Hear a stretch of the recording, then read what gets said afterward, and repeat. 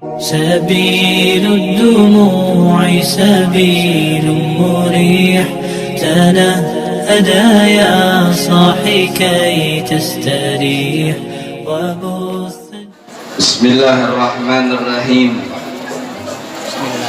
السلام عليكم ورحمة الله وبركاته.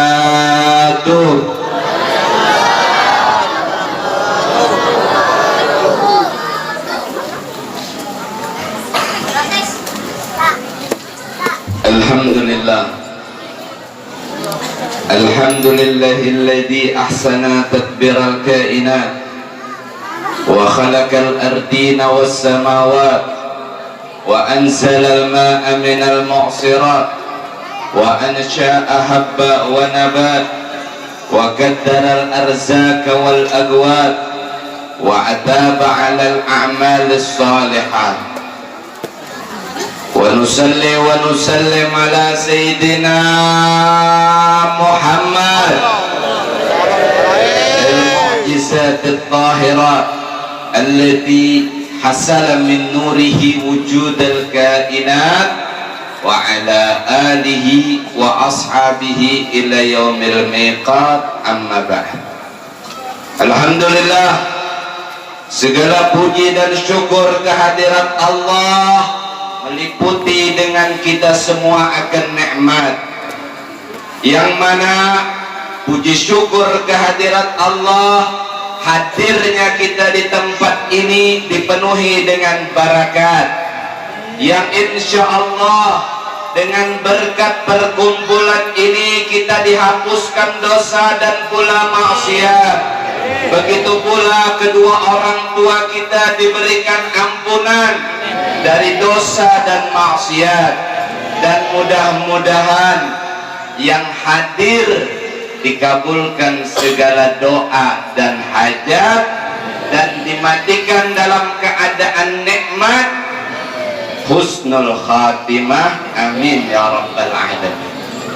Salawat dan salam mudah-mudahan selalu tercurah tersampaikan kepada baginda Rasul Muhammad sallallahu alaihi wa alihi wasallam beserta keluarga dan kerabat dan seluruh pengikut serta sahabat. Hadirin hadirat yang dirahmati oleh Allah, salam penghormatan marilah sama-sama kita sampaikan kepada segenap para anak cucu Nabi Muhammad sallallahu alaihi wasallam, para keturunan baginda Rasul, para habaib tercinta, para dzurriyyatur Rasul yang membawa berkah, yang sama-sama kita hormati dan ta'zimi. Duduk bersama kita guru kita Al-Habib Zain bin Agil bin Syahab, pimpinan Majelis Darus Shalihin cabang Tanah Laut dan Tanah Bumbu. Begitu pula yang sama-sama kita muliakan dan hormati tamu mulia kita, sahabat kami, teman seperjuangan kami yang sering meminjam duit kepada kami, Al-Habib Husain bin Alwi Al-Jufri. Mbak Bibir, beliau pimpinan Pondok Pesantren Tahfidz Daruz Zahra di kota Situbondo, Jawa Timur, dan beliau pondok pesantren tersebut adalah peninggalan daripada guru kami yang mulia alaihi rahmatullah Al-Habib Haidarah bin Muhsin bin Ali Al-Hindwat, dan pondok beliau tersebut adalah salah satu pondok yang pertama kali diresmikan langsung oleh Sayyidil Habib Umar bin Muhammad bin Hafid bin Syekh Abu Bakar bin Salim. Begitu pula yang sama-sama kita muliakan dan hormati Al-Habib Muhammad Bagir bin Alwi Al-Jufri dan para habaib yang lainnya, para syaraib yang lainnya yang tidak bisa kami sebutkan satu persatu, namun tidak mengurangi rasa ta'zim dan hormat kami dan teriring doa dari kita semua, mudah-mudahan beliau-beliau dalam kesehatan, beliau-beliau dipanjangkan umur, dan beliau-beliau diberikan istiqamah mendidik, berdakwah, membawa kita kepada ketaatan dan kebaikan. Amin ya rabbal alamin. Salam penghormatan pula kepada para alim ulama, para pejuang dakwah, para tokoh masyarakat, para sesepuh kampung, wabil khusus sahibul bait kita, Bapak Kepala Desa Salaman, Bapak Syahruddin beserta seluruh keluarga besar beliau. Kita doakan apa yang beliau perjuangkan untuk agama, apa yang beliau perjuangkan untuk kita, mendapat balasan yang paling indah di sisi Allah.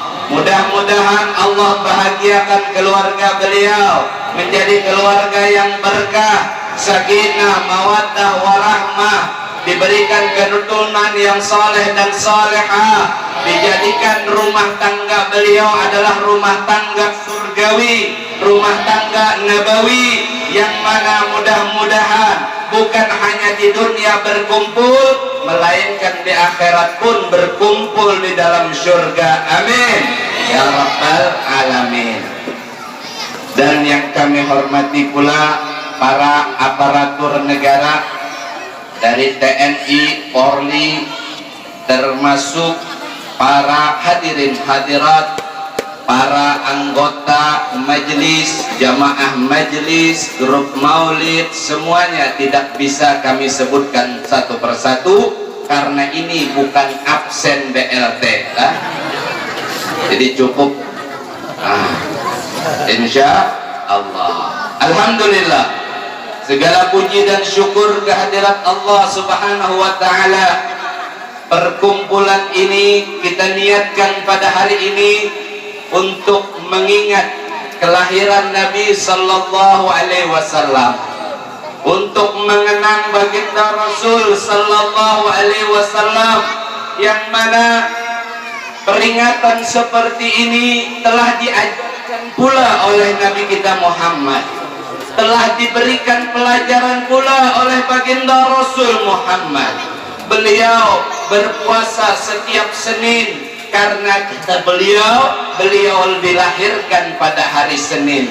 Beliau berbangga, beliau bersyukur dengan kelahiran beliau, lalu beliau beribadah kepada Allah dengan berpuasa. Lalu bagaimana dengan kita umatnya yang paling banyak mendapatkan keuntungan dari kelahiran Nabi? Itu kita.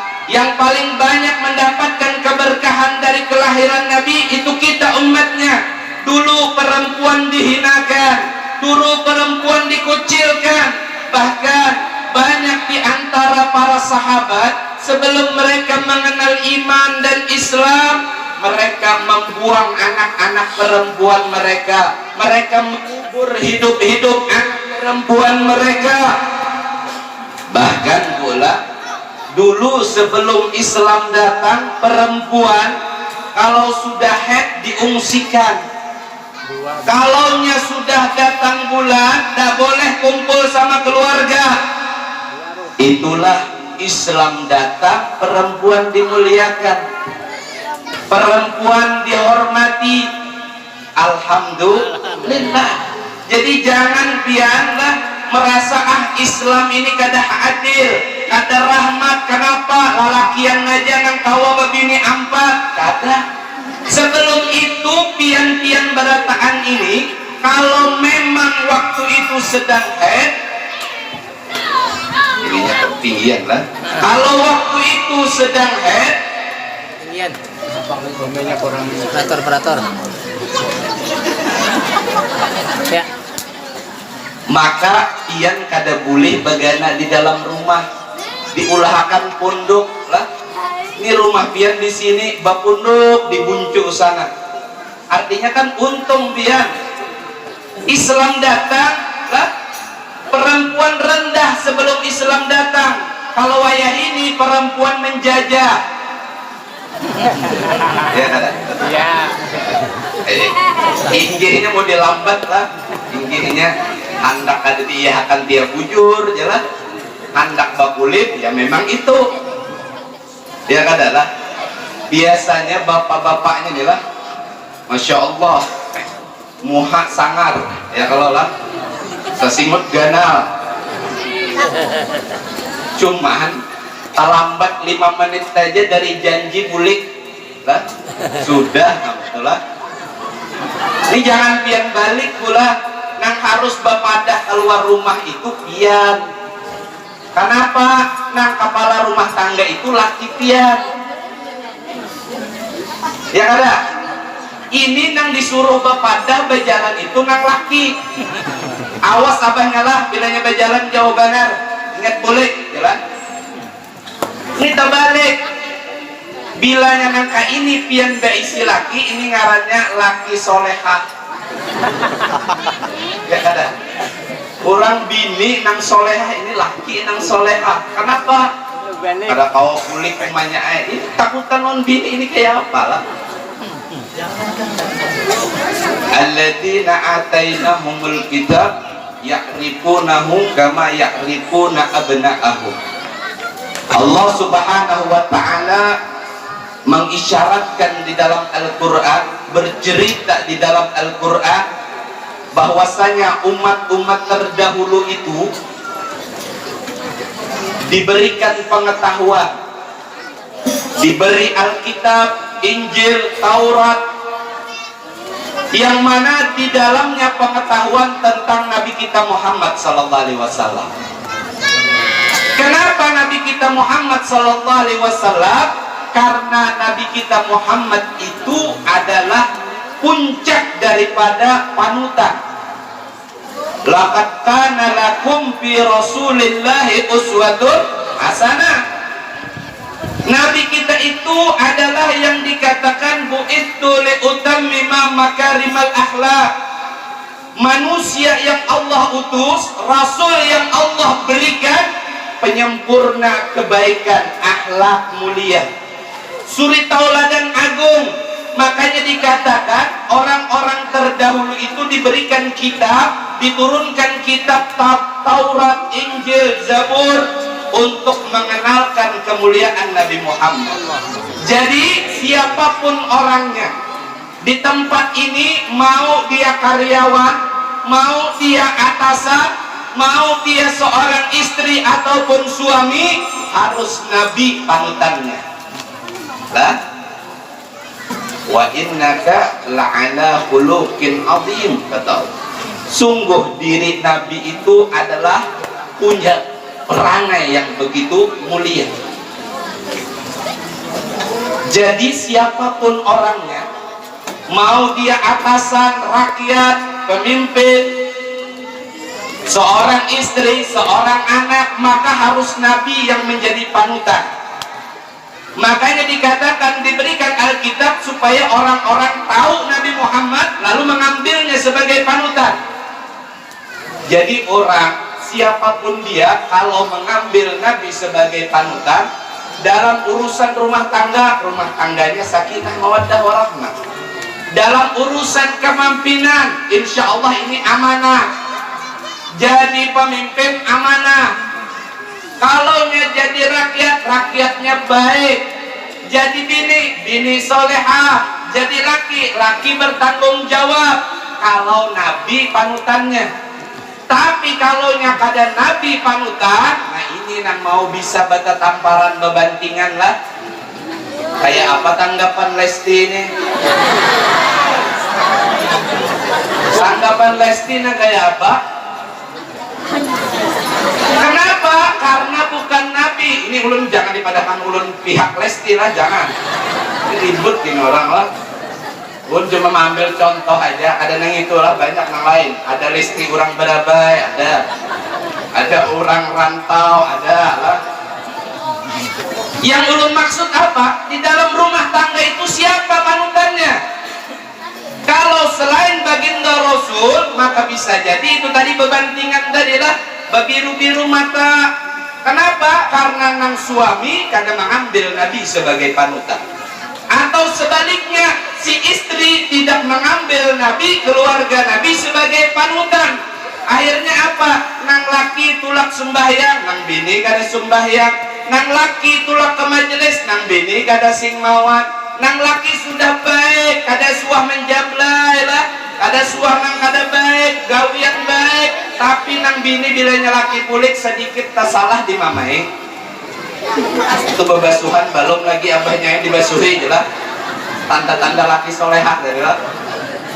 Ada lagi kira-kira kayak itu yang pada tapas surangan lah, ada kah? Ada. Bakal ada ya. Ini kayaknya Sidin sudah mensensus ini ada warga Sidin yang pada tapas surangan yang laki. Itu tolong membakalah lelaki solehah harus dilestarikan. Kenapa? Kadang mengambil Nabi sebagai panutan. Oke, kalau pian memang sudah beriktikad, berkeyakinan, mulai saat ini saya akan mengambil Nabi, ulun akan mengambil Nabi sebagai panutan. Maka pian tepat hadir ke sini. Pian sesuai hadir ke sini. Kenapa? Peringatan Maulid ini punya satu tujuan untuk mengenalkan kita berataan lawan Nabi. Kayak apa hendak mengambil Nabi sebagai panutan? Amun kadakan lawan Nabi. Kayak apa kita hendak mengambil tauladan dari Nabi, dikisahkan tentang Nabi kada tapi mendengarkan. Pian jangan hakun lah, jangan hakun ditipu daya setan. Jadi di dalam kitab Bidayah itu dijelaskan setan itu pandai menyesatkan manusia. Setan itu bisa maulah kita tersesat, casingnya baik. Ikam tulak aja ke majelis itu pahalanya ganal. Ujar setan lah. Urusan ma'amalakan kada ma'amalakan, yang penting ikam dapat pahala. Ya ada setan rajin ada itu biar ada. Ada yang sini ketujuh ma'amalakan sembahyang duha. Nang handak lakas tugih siapa kira-kira? Hah? Jadi sembahyang duha ini termasuk amalan nang maulah orang lakas sugi. Jadi dulu kada berkisah sembahyang duhanya lah, contohnya aja. Jadi ada orang sembahyang duha yang mana niatnya itu karena sugih, bukan karena Allah. Niatnya hendak sugih, amun sugih hendak ke bini 4 guru aja lah. Niatnya sudah lain. Jadi inya sembahyang hari pertama 2 rakaat. Hari berikutnya 4 rakaat. Ujar setan, amun 4 aja lambat sugi. Lah nafsunya menyambat nangka itu, entah setan atau nafsunya. 8 sekalian. Jangannya boleh 20, langsung 20 ini lah.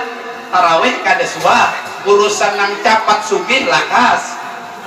Ujar iblis, ujar setan menggodanya hendak lakas sugih ini banyak ki.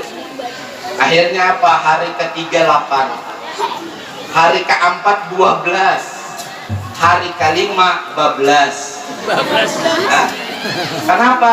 Ujar setan kan semalam sudah 12. Anggaplah itu keadaan sampai 4 hari ke depan. Nah ini makanya maksudnya kayak itu lah. Pian akan didorong dulu berlebihan dalam ibadah dengan tujuan yang tidak baik, lalu di akhir setan akan menyesatkan niat kita. Ini jangan sampai salah kayak itulah. Yang penting hadir di maulid, yang penting hadir di majelis dapat pahala sudah. Ini salah. Hati-hati lah orang-orang yang punya niat seperti ini, orang-orang yang cuma disesatkan seperti ini lah dikatakan asyadun nas adaban yaumal qiyamah. Paling pedihnya azab pada hari kiamat kata Nabi adalah orang yang diberikan kesempatan dapat ilmu, duduk di majelis seperti ini namun tidak diamalkan ilmunya. Acil-acil sudah tahu nila karudung jangan dilapas, jangan tulak ke maulid ke majelis saja bakar rudung, apalagi ke pengantin 3 lapis karudung. Sudah nukar sayur, nukar iwak, hilang kerudung. Kadang bakar kerudung aja guru aja, cuman handuk halus, nang putih. Daster di atas lintuhut lah. Pian kira tukang sayur kada naksir melihat batis pian. Walaupun hibah kunat tetap juga aurat. Walau hibah kunat batis tetap aurat itu. Jangan pian kira auratnya itu kepala aja, tetapi batis pun aurat juga. Ini kan sudah tahu biar, sudah tahu, tetapi kada diamalkan. Maka azab yang paling pedih pada hari kiamat adalah orang yang ketika diberikan ilmu, diberi kesempatan mendengar nasihat agama, duduk di tempat seperti ini, namun tidak mengamalkan ilmunya. Wal alimu bi ilmihi lam ya'malan mu'addabun min qabli ubadil wadan. Orang yang punya pengetahuan seperti tadi, orang yang sudah dapat nasihat seperti tadi, ilmu tadi, dan ia tidak mengamalkan ilmunya, maka kelak ia akan diazab sebelum lagi penyembah berhala diazab. Jadi nang sungkup-sungkup di bawah pohon, minta buntut, minta sugih, itu belum diazab lagi. Tetapi siapa yang diazab, disiksa duluan? Orang yang alim, tahu, mendengar, ada diamalkan. Nah, jadi biar jangan hakun ditipu daya syaitan. Jangan hakun. Dapat amalkan. Dapat amalkan. Makanya kita hadir di sini untuk apa? Mengenal Nabi. Karena Nabi suri tauladan yang paling sempurna. Keluarga Nabi adalah keluarga suri tauladan yang paling baik. Didikan Nabi adalah didikan yang paling sempurna. Jadi biarlah dalam rumah tangga, dalam kepemimpinan rumah tangga, dalam seorang istri berlaku sebagai seorang anak, Nabi panutan kita. Dan bukan hanya ulun panutan Nabi, tetapi pian harus cari tahu siapa Nabi.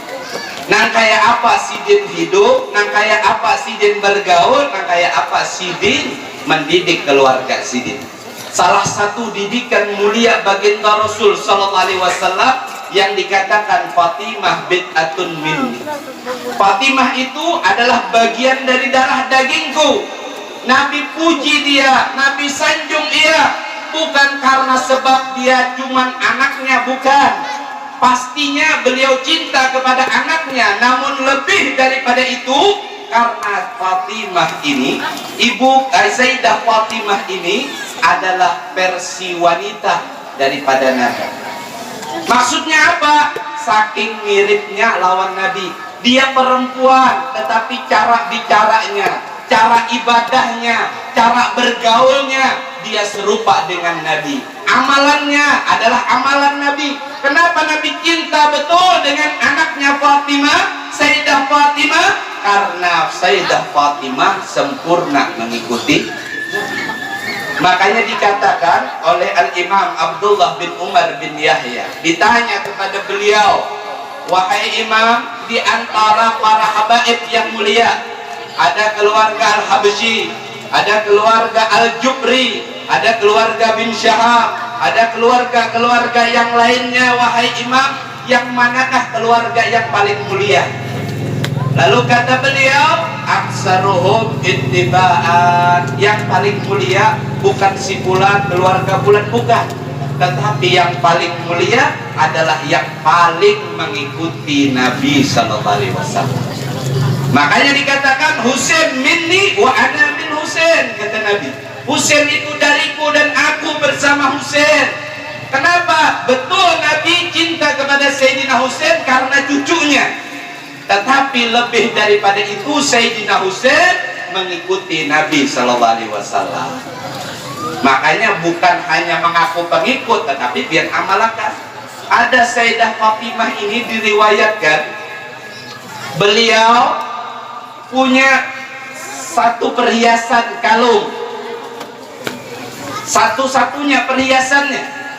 Kalau lihat kira-kira berapa buting isi perhiasan, nang dipakai 3 aja guru kakalong bonel galang, nang disimpan ada 30. Ini Sayyidah Fatimah punya perhiasan satu-satunya ke kalung. Ini mohon maaf bapak-bapaknya lah, banyak ibu-ibunya nih nang dinasehati. Yang biasa menyiksa pian itu memang ibu-ibu. Makanya dikatakan bapak-bapaknya ini nang murah senyum lah, wajahnya segar, kelihatan awet muda, itu pasti bininya bagus di rumah. Tapi kalau pina marimbat-rimbat lah, pina kada kawas salah sedikit, cangang sedikit, orang saling, itu dipastikan imbah di mamai bini. Makanya kalau kita banahi bibinian, insya Allah biar mendapat kenikmatannya lah, keuntungannya. Jadi Sayyidah Fatimah ini punya satu kalung. Dalam riwayat ini kalung hadiah dari suaminya Sayyidina Ali bin Abi Thalib. Dalam riwayat yang lain ini adalah hasil jerih payahnya sendiri. Maksudnya kayak apa? Jadi Sayyidah Fatimah ini tidak punya perhiasan, ada bisi emas. Jadi beliau ini kadang menggiling tepung, ampun sidin, ampun urang digilingakan. Ada sisanya, ada lebihannya sidin jual, sidin upahakan dan disimpan. Kan sedikit. Dan beliau kadang menenun pakaian, menjahit, ujar orang kita wah inilah. Ada keuntungannya sedikit, beliau simpan dan sisanya buat makan. Kira-kira nangka ini lawas apa kada hanya tatukar amas? Lawas, bukan perkara setahun, bukan. Mungkin puluhan tahun hanya kawan nukar sebilah kakalung. Sampai suatu ketika Nabi Shallallahu Alaihi Wasallam didatangi seseorang. Lalu orang tadi hadir di majelis Nabi, ya Rasulullah, ulun ini dari jauh, kehabisan ongkos, baju sudah compang-camping, ongkos sudah habis, parut sudah berapa hari kada makan. Ya Rasulullah, ulun minta bantuan pian. Yang tahu Nabi kita, hari ini makan, esok bisa jadi beliau kada makan. Esok sidin makan, esoknya bisa jadi kada makan. Ini Nabi kita Muhammad lah. Beliau jarang punya makanan setiap hari terisi. Perut beliau sering banyak kosong. Bahkan dalam riwayat sampai digajar batu supaya apa? Saking kosongnya ini supaya tegak sidin berjalan. Kosong parut, bukan diuntal batunya, ada diandak di sini lah. Kenapa? Karena ada makanan yang masuk dalam perut Nabi Sallallahu Alaihi Wasallam. Ada orang minta tolong, ada di dalam kantong sidin dinar wala dirham, tidak punya uang ataupun kelebihan makanan. Di rumah pun kada ada makanan yang layak untuk diberikan. Begitu pula pakaian. Lalu kata Nabi, karena orang ini sudah meminta, cobalah engkau ketuk rumah putriku Fatimah. Akhirnya diketok, tok tok tok, assalamualaikum. Aku disuruh Nabi untuk meminta bantuan kepada engkau. Kebetulan di rumah Sayyidah Fatimah jangankan harta, makanan yang layak dimakan pun pula tidak ada.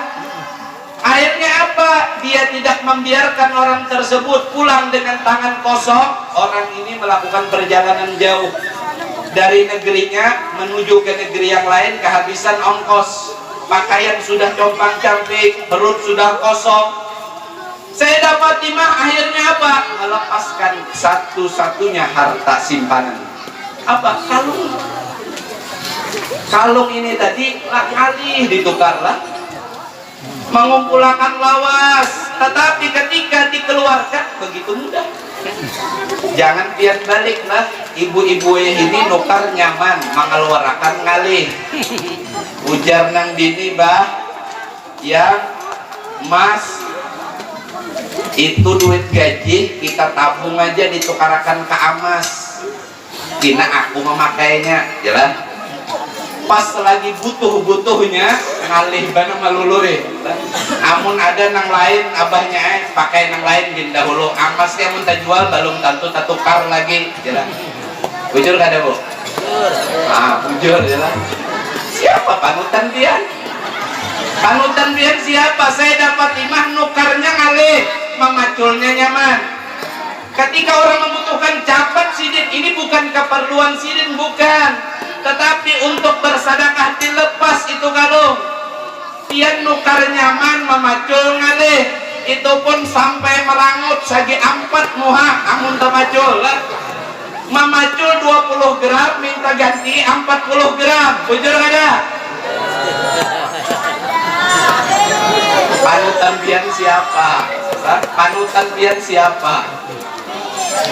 Dilepas itu kalung, diberikan kepada laki-laki tadi.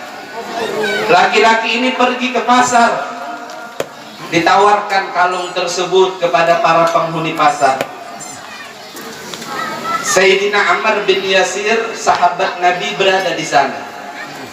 Wahai fulan, wahai laki-laki, kata beliau, mau engkau jual berapa kalung putri Nabi tersebut? Kata laki-laki ini, sehingganya cukup aku untuk membeli pakaian yang layak, mengisi perutku dengan makanan yang layak, dan membuat aku mempunyai perbekalan sampai ke negeri tujuanku. Aku membutuhkan 10 dinar, kata dia. Kata Sayyidina Ammar bin Yasir, ambillah ini 20 dinar untukmu. Diberikan kepada Sayyidina Ammar bin Yasir. Lalu ia menyuruh budaknya bernama Asim, wahai Asim, serahkan kalung ini kepada Nabi. Aku hadiahkan kalung ini kepada baginda Rasul. Berikut dirimu pun aku hadiahkan kepada Nabi.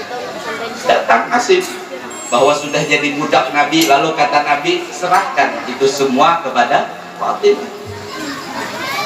Sampai kepada Fatimah, datang kalungnya, datang budak, namun beliau tidak ingin mengambil keuntungan. Kalungnya kembali diambil, dalam riwayat yang lain kembali disedekahkan. Dan budaknya dimerdekakan. Maka berkata para sahabat, luar biasa putri Nabi. Kalungnya keliling pasar, kembali kepadanya. Orang yang lapar menjadi kenyang, yang tidak punya pakaian, yang lagi punya kebutuhan diberikan kebutuhan. Bahkan seorang budak menjadi seseorang yang merdeka. Ini kemuliaan kalung tadi ya. Jadi apa yang beliau keluarkan itu bukan nominal. Jadi pian itu bila bersedekah, lah bersedekah peringatan Maulid naga ini.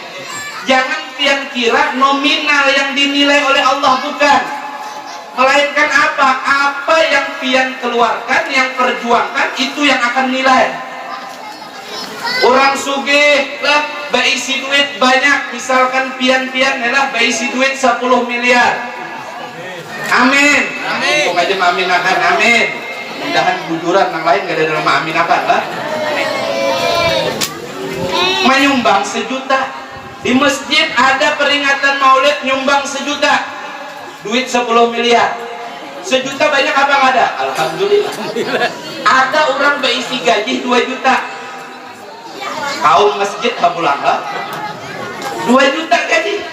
1 juta gasan makan sebulan, 1 jutanya disumbangkan untuk peringatan Maulidan. Sama 1 jutanya. Sama oleh panitia dikeluarkan kabaras juga sama. Tetapi nilainya ada sama di sisi Allah. Yang berisi 10 miliar, 1 juta mengeluarkan 1%-nya ada sawat. Lah. Tetapi kalau yang punya 2 juta dijulungi 1 juta, ini separuh daripada hartanya. Maka Allah akan menilai dia bersedekah, dia berkorban dengan separuh daripada segala kemampuannya. Bukan nominalnya, tetapi perjuangannya. Dia bayangkan Sayyidah Fatimah, sababutingannya kalung diberi apa? Kalaunya pian lah, dalas menangis darah akhirnya. Nah ini panutan pian siapa? Hadir Maulid supaya kita punya panutan. Sayyidatuna Fatimahuz Zahra. Cuman memang alih babinian ini Pak lah. Dalam sebuah riwayat cerita, Habib Ali bin Muhammad bin Husain Al-Habsyi, pengarang Maulid Simtud Durar yang barusan kita baca, beliau bercerita tentang keutamaan sedekah. Banyak keutamaannya. Jadi sedekah itu terbagi kepada 5. Ini terakhir lah, kepada 5. 1, pian bersedekah kepada siapapun, itu 10 kebaikan kesan dia. 2, pian bersedekah kepada orang yang kada mampu, jompo, bukan jomblo lah, jompo, bukan janda nang suge, bukan janda nang kada mampu, anak yatim nang kada mampu. Ini sudah janda lah, pindah pada dahulu. Ini kada mampu, ini sakal lihat lah, anak sidin ambil bini sakalinya janda. Ini kepada siapapun yang tidak mampu, maka 30 kebaikan. Ini tingkatan yang kedua. Yang ketiga, 100 kebaikan yang keluarkan 1 sedekah orang yang kada mampu tapi dari kalangan kerabat pian, urang parak, balina, sepupu, anak amanakan kada mampu, itu 100 kebaikan. Yang ketiga 300 kebaikan, satu sedekah pian keluarkan untuk orang tua pian. Pian beisi kuitan, pian beisi ibu bapak kada mampu ataupun memang mampu aja, pian keluarkan satu sedekah, maka 300 kebaikan gasan pian. Ulun beisi kuitan meninggal sudah, maka pian atas namakan sidin, maka pian dapat 300 kebaikan. Dan yang terakhir satu sedekah dikeluarkan sampai 700 kebaikan, sampai tidak terhitung bilangannya. Itu untuk mana? Membantu dakwah Nabi, untuk ulama, untuk kegiatan seperti ini, untuk maulidan, majelisan, pembangunan pesantren. Satu yang dia keluarkan sedekahnya berlipat 700 kebaikan sampai tidak ternilai. Habib Ali bercerita seperti itu. Habib Ali menyampaikan keutamaan sedekah. Lalu salah seorang yang hadir, Habib, ulun izin pulang hendak bersedekah. Ini silakan ya Habib Ali. Bulik lelakian ini sampai ke rumah, baras dikumpulkan, gandum dikumpulkan, duit dikumpulkan, iwak aring termasuk dikumpulkan juga. Ujar nang bini gasan apa itu berataan, duit dikumpulkan, baras dikumpulkan, hendak aku sedekahkan. Ujar Habib Ali, kada kawa orang itu bersedekah. Kenapa? Fadilahnya utama besar. Kecuali kalau inya mampu mengeluarkan satu sedekah, inya sudah merobek 70 mulut setan yang menggodanya. 70 mulut setan digoda, menggodanya dirobek kalau inya mampu mengeluarkan satu sedekah. Dikumpulkan baras, gandum, daging, lain sebagainya, duit hendak disedekahkan. Ujar nang bini, amun disedekahkan barataan kali kita makan jelas. Dipujuk-pujuk akhirnya kada jadi bersedekah. Bulik ke majelis Habib Ali. Ujar Habib Ali, sudahkah bersedekah? Sudahkah merobek 70 mulut iblis? Sudah Habib. Ulun robek 70 mulut iblis dengan ulun kumpulkan harta ulun. Cuman ada umanya iblis di muara lawang. Ada seikung umanya iblis. Siapa? Bininya. Pian kira-kira panutannya nang mana? Nang mendorong suami pian dalam ketaatan seperti Sayyidah Fatimah, atau umanya iblis tadi lah. Terus lagi abahnya yang memberi 100 salawi ingin lah jelas. Ya banyak aja yang lain yang memberi juga jelas. Aduh usah abahnya ingin. Nah ini sudah hati-hati lah. Jangan jadi seperti itu pian lah.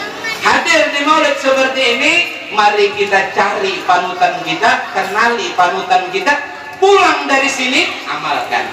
Supaya ada pertanggungjawaban. Banyak mendengar tapi kada diamalkan. Kada mau sampai pian ke dalam keriduan, kada mau sampai pian dalam ridho Allah. Banyak belajar tapi kada diamalkan. Insya Allah sampai kapanpun pian kada akan sampai dalam ridho Allah Subhanahu wa Ta'ala. Mudah-mudahan kita semua yang hadir di sini dalam pandangan Allah, dalam karunia Allah, dalam kasih sayang Allah, dengan berkat perkumpulan majelis maulid ini dihapuskan segala dosa, dimaafkan segala kesalahan, dihapuskan segala kemaksiatan, dikokohkan keimanan, ditambah ketakwaan, ditambah kebaikan, dan diberikan kekuatan meninggalkan kemaksiatan. Ya Allah, ampuni dosa kami ya Allah, ampuni kesalahan kami ya Allah, ampuni segala dosa kami, terkhusus kepada ayah bunda kami, terkhusus kepada ibu bapak kami, terkhusus kepada kedua orang tua kami, yang mungkin banyak di antara kita orang tuanya masuk hutan, banting tulang, peras keringat, basasahan kakayuan, supaya pian dapat makanan yang layak, supaya pian bisa berbaju nang kaya orang, supaya pian bisa mendapatkan pendidikan nang kaya orang, supaya punya tempat tinggal yang layak. Bahkan banyak di antara kita orang tuanya berjuang, di saat itu mereka meninggalkan kewajiban kepada Allah. Maka ini saatnya kita balas perjuangan mereka. Walaupun banyak di antara kita orang tuanya berada di alam barzah, mari kita angkat tangan kita, ya Allah, ampuni dosa mereka, Ya Allah, hapuskan kesalahan mereka. Ya Allah, maafkan segala pelanggaran mereka, lapangkan kubur mereka, berikan kenikmatan dalam kuburnya, amankan kubur mereka. Ya Allah, ya akramul akramin, ya arhamar rahimin, ya mujibas sa'ilin, walhamdulillahirabbil alamin.